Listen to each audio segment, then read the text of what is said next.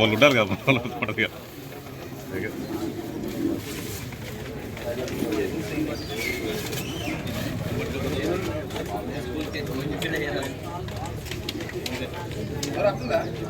వస్తుంది బాస్ నుంచి కావాలి, బాస్ నుంచి కావాలి, అంతా కావాలి.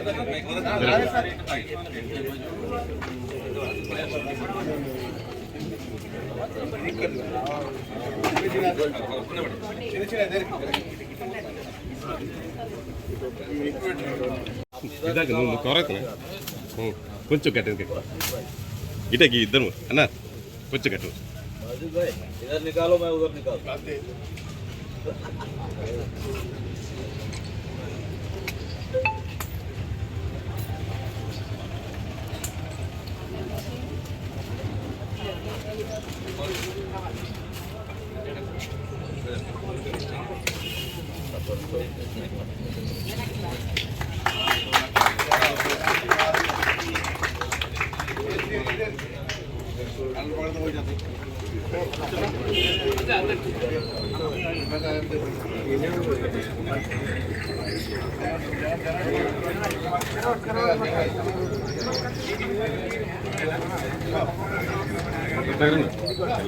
మేడం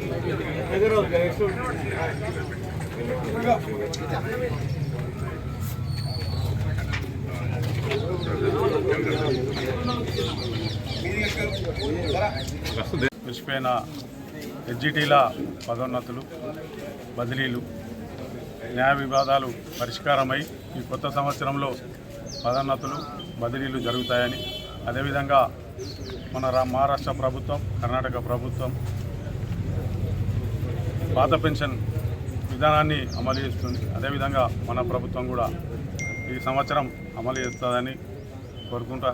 గత 15 సంవత్సరాలుగా నిలిచిపోయిన ఎంఈఓలు కోర్టు వివాదాల కారణంగా యూనిఫికేషన్ మరియు ప్రెసిడెన్షియల్ ఆర్డర్ మీద కోర్టుకు పోయి మన సోదర ఉపాధ్యాయులు అంటే ప్రభుత్వాలదేం తప్పలేదు కారణంగా అవి కూడా ఈ సంవత్సరం పరిష్కారమై పదోన్నతులు జరుగుతాయని కోరుకుంటూ మన ఉద్యోగ ఉపాధ్యాయులు ఏదైతే కోరుకున్నారో మరి ఒక 10 సంవత్సరాలు విద్యారంగం పూర్తిగా నిర్వీర్యమైపోయి దాదాపుగా విధ్వంసమైనటువంటి పరిస్థితి. ఎట్లాంటి విద్యా వ్యవస్థ లోపల ఎట్లాంటి మార్పులు లేకుండా అంతకుముందు ఉన్నటువంటి వ్యవస్థను పూర్తిగా నష్టపోయిన సందర్భంలో ఈరోజు ప్రజాప్రభుత్వం లోపల మనం కూడా భాగస్వామి అయినందుకు చాలా సంతోషంగా ఉంది.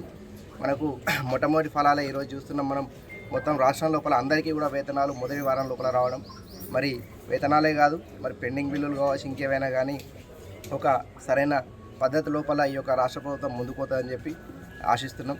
మరి దాంతోపాటు మేనిఫెస్టో లోపల ఇంతకుముందు manifesto committee chairman Sridhar Babu గారికి మన అన్నగారు జీవన్ రెడ్డి గారు జగిత్యాల జిల్లా శాఖ తప్పించినటువంటి అంశాలన్నింటినీ కూడా అందులోపల పొందుపరచడం జరిగింది. మన యొక్క ఉపాధ్యాయుల అభిష్టం మేరకు ఇచ్చినటువంటి అంశాలని పొందుపరిచినటువంటి అన్నింటినీ కూడా మరి విద్యా వ్యవస్థ పటిష్టత కోసం ఆ మేనిఫెస్టోను అమలు పరిచే విధంగా అన్నగారు ఒత్తిడి చేస్తారని చెప్పి కోరుకుంటూ, మరి ఇక్కడ మనం చూసినట్టయితే సిపిఎస్ విధానం రద్దు అనేటువంటిది మనం మిగతా రాష్ట్రాల లోపల మొన్న మహారాష్ట్ర ప్రభుత్వం కూడా చేయడానికి చేసినటువంటి సందర్భం. మరి తెలంగాణ రాష్ట్రం లోపల కూడా సిపిఎస్ రద్దును కంపల్సరీగా చేయాలని చెప్పి కోరుకుంటూ, మరి దాంతోపాటు ముఖ్యంగా గత 10 సంవత్సరాల నుండి ఎట్లాంటి ప్రమోషన్ లేకుండా, తర్వాత ట్రాన్స్ఫర్ లేకుండా అన్ని ప్రభుత్వ విభాగాల లోపల కేవలం విద్యా విభాగం లోపల ఈ పరిస్థితి ఏర్పడింది. మరి దాన్ని కంపల్సరీగా మన మల్టీజోన్ 1 లోపల ఆయనతో ప్రమోషన్లు అయినాయి కానీ మల్టీజోన్ 2 లోపల ఆ ప్రమోషన్లు కూడా కానటువంటి పరిస్థితి. మరి ఇక్కడ మనం చూసినట్టయితే ముఖ్యంగా టెట్ వివాదం ఏదైతే ఉందో అన్నగారికి పూర్తి క్లారిటీ ఉంది. మరి టెట్ సమస్య ఏదైతే ఉందో పరిష్కారం చేయాలి. ఎందుకంటే 2010 తర్వాత రిక్రూట్ అయినటువంటి ఉపాధ్యాయులు ఎవరైతే ఉన్నారో వాళ్ళకు టెట్ అనేది మినహాయింపు ఇచ్చి అందరికి కూడా ప్రమోషన్లు జరిపేటువంటి విధంగా చేస్తూ ముఖ్యంగా కోరుకునేది ఒకటే అన్న, ఈ 2 సంవత్సరాలకు ఒకసారి ట్రాన్స్ఫర్ జరుపుతూ నెలవారీ ప్రమోషన్లు ఇస్తూ మాకు ఉన్న విధానం ఉట్లే ఉంటే సరిపోతుంది. మాకు పెద్ద కోరికలు లేవు. బాగా ఇప్పుడు పెద్ద పెద్ద మొత్తంలో కూడా పిఆర్సీ ఏరియాస్ అవేవి కూడా పిఆర్సీ కూడా కావాలని చెప్పి కూడా కోరుకునే పరిస్థితి లేదు. ముఖ్యంగా పనిచేసేటువంటి ఉపాధ్యాయులు ఉన్నారు. మరి ఇక్కడ మనం చూసినట్టయితే విద్యార్థుల సంఖ్య తగ్గిపోవడానికి కూడా ప్రధాన కారణం ప్రభుత్వం యొక్క నిర్లక్ష్యపూరిత వైఖరే. మరి ముఖ్యంగా మనం చూసినట్టయితే ఇంతకుముందు స్కావెంజర్లు ఉన్నప్పుడు ఆ స్కావెంజర్లు కూడా పాఠశాల లోపల లేకపోవడం, కనీసం మౌలిక సదుపాయాలు లేకపోవడం వల్ల విద్యా వ్యవస్థలో ఉన్నటువంటి విద్యార్థులు ఎవరు కూడా లేనటువంటి పరిస్థితికి ఏర్పడది. హై స్కూల్ లోపల 50 స్ట్రెంత్ ఉన్న ఆ స్కూళ్ళు దాదాపు మన జిల్లా లోపలనే దాదాపు 50% పైన ఉన్నాయి. మరి ఈ పరిస్థితి కారణం ఏదైతే ఉందో అది దృష్టిలో పెట్టుకొని మరి విద్యా వ్యవస్థ పటిష్టతకు తోడ్పాటు అందిస్తారని కోరుకుంటూ మరి మీరు కూడా ఒక మంచి ఉన్నత స్థాయికి అక్కడ ఉన్నటువంటి ప్రభుత్వంలో కూడా మంచి పొజిషన్ కూడా రావాలని చెప్పి జిల్లా శాఖ తరఫున కోరుకుంటున్నాం.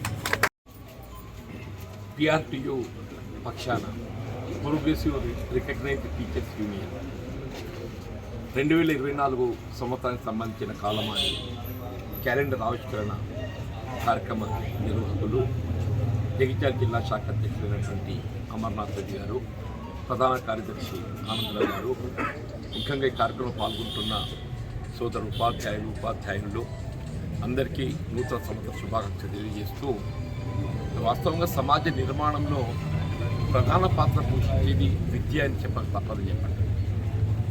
అటువంటి విద్య ప్రోత్సాహానికి సంబంధించి ప్రధాన పాత్ర పోషించేది బోధకులు, ఉపాధ్యాయులు అని చెప్పడం తప్పదు.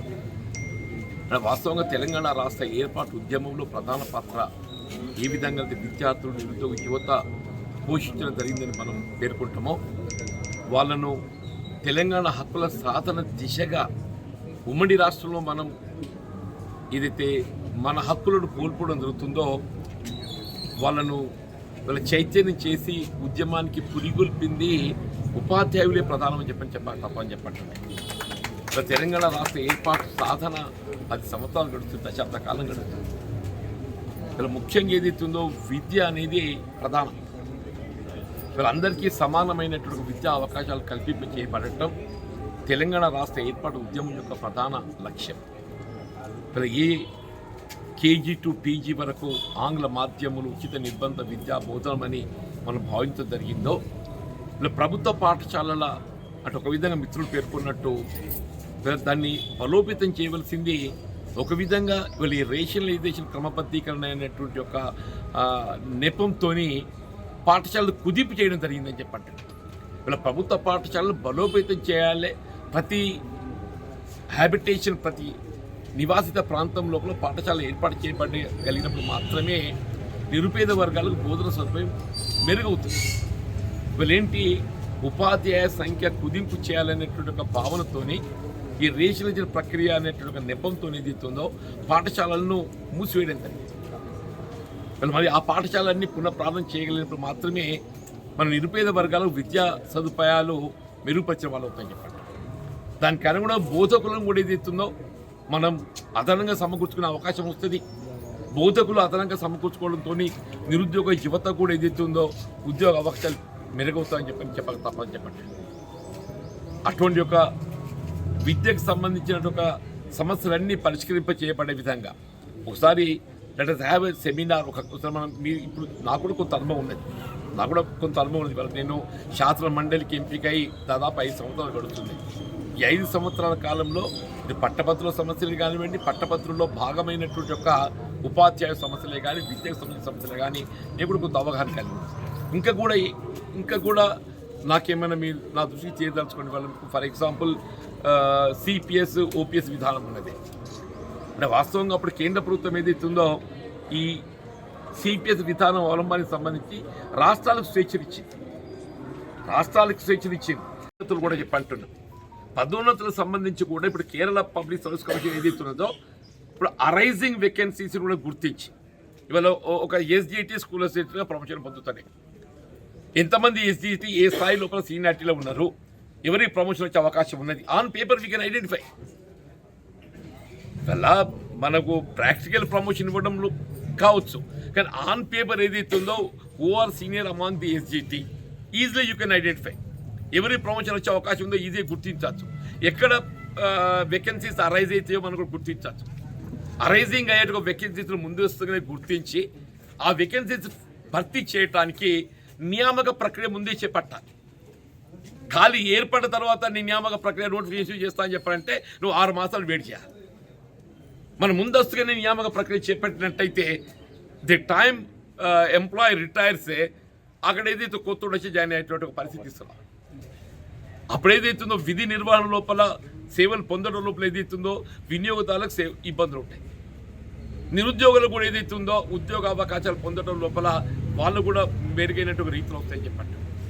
ఇవన్నీ కూడా నేను ప్రభుత్వ సూచన చేస్తానని చెప్పి అంటున్నా.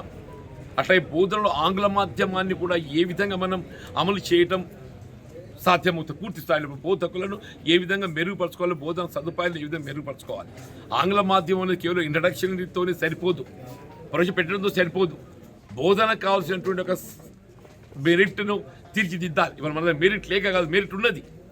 నా దృష్టిలో ఏదైతుందో ప్రభుత్వ పాఠశాలలు ఉన్నంత మెరిట్ బోధకులు ఏదైతుందో ప్రైవేట్ పాఠశాలలు లేదు.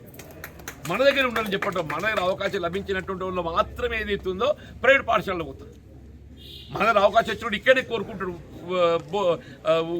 ఉద్యోగం చెప్పంటారు, సర్వీసెస్.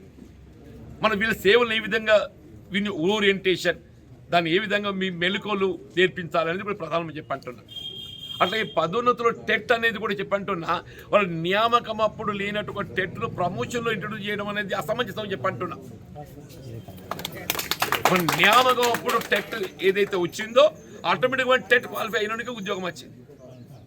నియామక ప్రక్రియ అప్పుడు ఏదైతుందో అమలులో లేనట్టుగా టెట్ని ఏదైతుందో ప్రమోషన్ తీసుకొని పెట్టడం అనేది ఇది అసమంజసం చెప్పంటున్నా.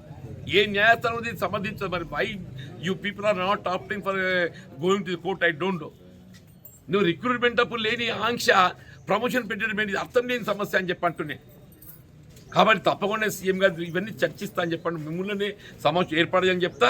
నేను కూడా మీ ప్రతినిధిగా, నేను కేవలం మీకు ఉపాధ్యాయ శాస్త్ర మండలి సభ్యులు మీ ప్రతినిధులు కాదు, నేను కూడా మీ ప్రతినిధి ఆయన అని చెప్పంటున్నాను. నేను ఉపాధ్యాయ ప్రతినిధులకు ఏదైతుందో కేవలం స్కూల్ అసిస్టెంట్ మాత్రమే ప్రతినిధులు. నేను స్కూల్ అసిస్టెంట్తో పాటుగా ఎస్జిటిలో కూడా నేను ప్రతినిధిని అని చెప్పంటున్నాను. నేను వాళ్ళు ఎస్జిటిలో ప్రతినిధులు గారు, వాళ్ళు ఎస్జిటిలో ప్రతినిధులు గారు. ఎస్జీలకు ఓటు హక్కు లేదు వాళ్ళకి వేయడానికి, కానీ నాకు వాళ్ళు ఓటేసి నన్ను గెలిపించారు. ఎస్జీటీ వాళ్ళు ఎస్జీలో నిజమైన ప్రతినిధి నేనమ్మా అని చెప్పంటున్నారు. దయచేసి ఎస్జీలో మనం సపరేట్ ఆర్గనైజ్ పెట్టుకుని నేను మీకు తీసుకెళ్ళొస్తాను. నాటువంటి దూరం పెడుతున్నారు మీరు. సమావేశంలో ఏదైతుందో ఈ మీ సమస్యలు వచ్చినప్పుడు, ఎడ్యుకేషన్ సమస్య వచ్చినప్పుడు ఏదైతుందో only teachers representative council member శాసనమండలి అంటారా.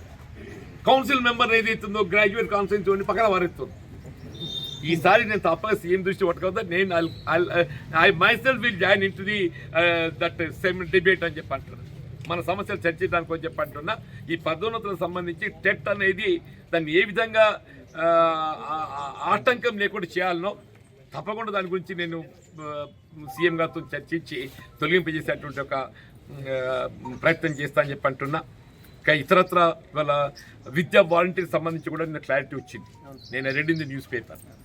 వాస్తవంగా కూడా ఏదైతుందో వీళ్ళు ఉపాధ్యాయ పోస్టుల భర్తీ అనేదాన్ని వాళ్ళు ఇచ్చిన మెగా డిఎస్సి నోటిఫికేషన్ ఇస్తామని చెప్పన్నారు.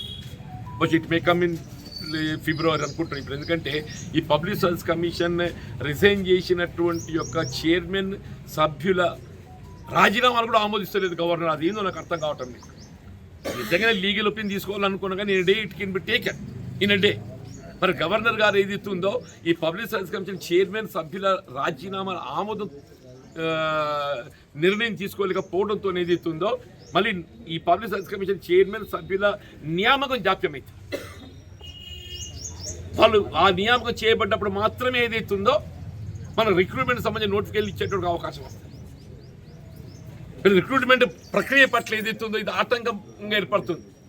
నేను కాబట్టి గవర్నర్ గారు ప్రత్యేక విజ్ఞప్తి చేస్తున్నాను, మీరు ప్లీజ్ ఇది ఏదైతుందో వివాదం కాకుండా ఈ జాప్యంతో ఏదైతుందో నిరుద్యోగ యువతలకు ఆందోళన ఏర్పడుతుందని చెప్పంటారు.